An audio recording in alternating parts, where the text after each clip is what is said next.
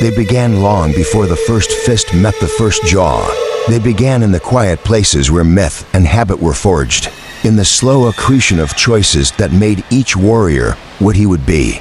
Goku had been a child of change, born a member of a race famed for its capacity to ascend beyond limits, taught that every defeat and every sparring bruise was a ledger entry toward becoming more than yesterday. He learned to turn hunger into focus, anger into refinement, friendship into fuel for a higher self.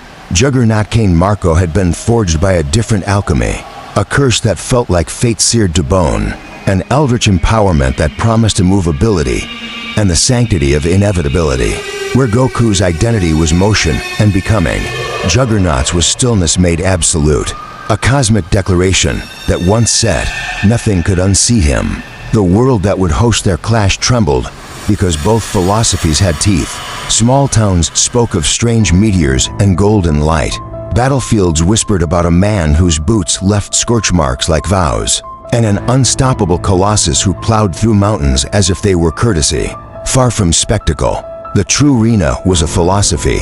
Could the force that embraces perpetual self-transcendence overcome the force that insists on immutable purpose? For months the two currents drew nearer, not only in space but in argument. Scholars picked apart legends. Warriors measured their own courage against the idea embodied by each combatant. Goku, always seeking an opponent who would push him to his edges, approached with curiosity. He did not fight to prove his name, but to learn its next syllable. Juggernaut came armored by conviction. The gem that knotted his destiny granted him a kind of metaphysical certainty that had made him both tyrant and liberator in different tales. The first incidents were small, an accidental clash in an abandoned quarry, where trees and stone learned to stutter under a single exchange, a skirmish that left a crater mapped by satellite and memory. Observers took sides not because either was wholly benevolent or malevolent, but because people are mirrors and choose the reflection they prefer. Those who feared uncontrollable change favored the righteous terror of unyielding force. Those who worshiped transcendence aligned with the Saiyan's habit of turning loss into growth. The saga thickened because both men carried costs. Goku's transformations came with hunger and temper. They demanded humility lest power ossify into arrogance. Juggernaut's gem answered with dominion, but whispered the temptation to wrest existence itself to end complexity. For the comfort of absolute endpoint, philosophers argued, is the better life one of relentless becoming, a Sisyphean climb toward higher peaks that may never end, or is it the dignity of a rock, knowing wholly who it is and refusing metamorphosis? Goku's answer had always been embodied, not spoken. He sought to test himself, believing that meaning lay in the striving, not the triumph. Juggernaut's answer was in his role across the earth, the cleaving of obstacles into history. As tensions escalated, old friends and ancient rivals gathered. Vegeta watched with the private calculation of a man who both envied and respects a rival's purity of purpose. Mystical communities whispered about the nature of Cain's power. Was it simply strength amplified, or a metaphysical decree from an older order? Scientists measured output. Sages read omens. Warriors did what warriors always do. They prepared. Goku trained in the thin light of dawn and the deafening quiet of night, pushing his body beyond forms he had already mastered. He practiced restraint and release, honing not only muscle but attention.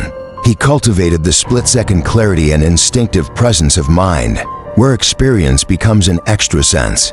Juggernaut meditated like a mountain, testing the gem's will against his own. He allowed the certainty to settle into bone, to be a shield and a judgment. When the day of meeting finally bled into the horizon, it was not smoke and thunder that announced them, but an uncanny quiet. Both pillars, both philosophies, both men aware that victory would mean more than a name in the history books. The debate that would justify the outcome was seated here. If Goku were to win, it would not be because brute force beat brute force. Both possessed prodigious, even cosmic, levels of the latter, but because adaptability and the moral architecture of growth could unseat the metaphysical immutability that Juggernaut embodied. The premise was not a flinch from Juggernaut's feats. Cain had smashed galaxies in some accounts, his momentum an unassailable law in others. But every law contains a condition. Every unstoppable object presumes a substrate. Goku's victories historically arrived, where impossibility met new understanding, a technique discovered under pressure, a transformation born of compassion or resolve, a reconfiguration of attention that turned speed into silence and strength into form. The stage was set then not as a theater of spectacle, but as a proving ground for metaphysics, with the river constantly reshaping or the mountain abiding, determine the earth's eventual shape. As they stepped toward one another, the air tasted of old questions and new possibility, and those who had watched from the edges felt their own certainties vibrate like loose stones.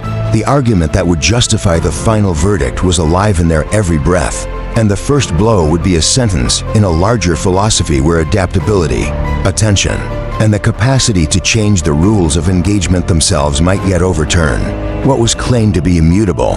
When the first sounds of combat finally began to shred the quiet, it would be less the end of a contest than the translation of these ideas into movement. Goku and Kane met with no fanfare, only the inevitability of the paths crossing at the place where they could no longer be parallel. Juggernaut charged like an avalanche made flesh, every step a law written in impact, the gem in his helm humming with a slow, ancient power that made physics bristle. Goku unfolded like a question that becomes an answer, lightning split, deceptively relaxed, eyes soft with the hunger of someone who finds joy in testing limits. Their first collision was bone and wind. Juggernaut's shoulder met Goku's stomach, and for a heartbeat it looked as if inevitability would simply push the Saiyan away.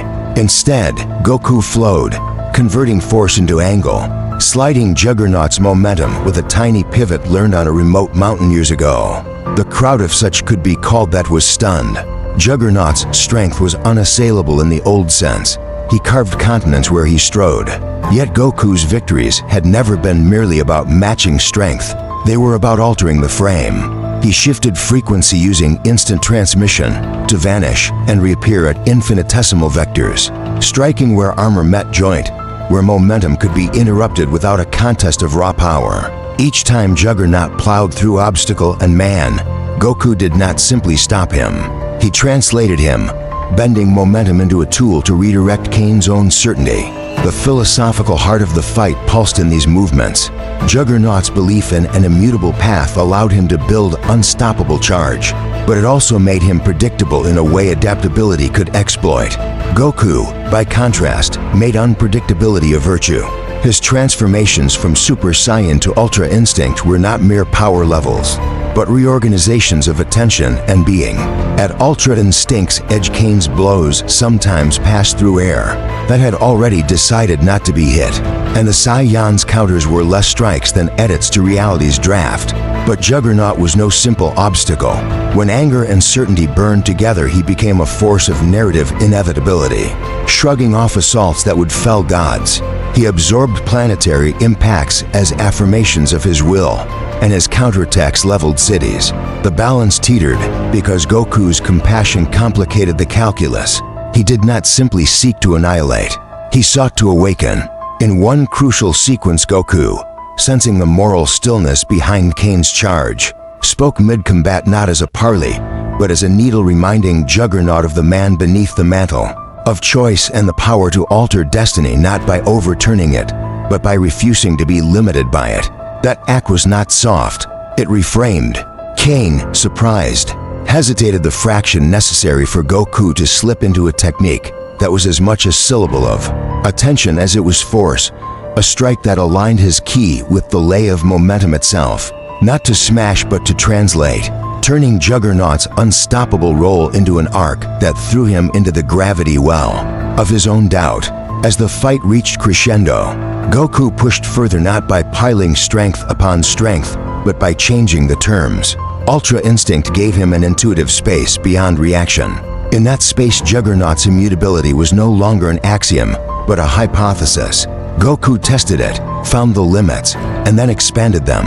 Where Kane's gem insisted on an endpoint, Goku's practice invented a new path around it. In the final moment, Kane fell not because he was weaker, but because the certainty that had anchored him was loosened by attention, by compassion, by an opponent who refused to accept any power as a terminal fact. Goku stood, wine-torn and luminous, having honored the clash by forcing a revision to what inevitability meant. The verdict was not a moralizing triumph of growth over stillness, but a nuanced resolution. Juggernaut's power was real and terrible, but it depended on an assumption of constancy that a fighter like Goku, whose whole life was a protest against the finality of any single state, could, through skill and ethical pressure, render provisional.